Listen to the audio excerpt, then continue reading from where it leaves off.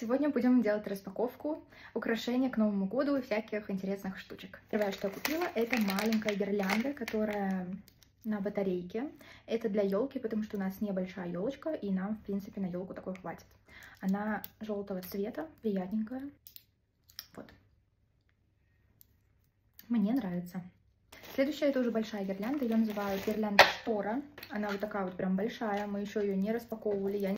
Следующее это такие бантики, я собираюсь их вешать либо на елку, что будет очень красиво и минималистично смотреться, либо на гирлянду штору, наверное, одно из самых красивых, что я вообще видела на маркетплейсах, что вообще хотела заказать в этом году, это такие светильнички. Светятся они, кстати, тоже таким теплым желтым светом, что добавляет тепла и уюта в дом. И последнее на сегодня это салфетки. А это все на сегодня, но будет обязательно вторая часть, поэтому подписывайся и следи.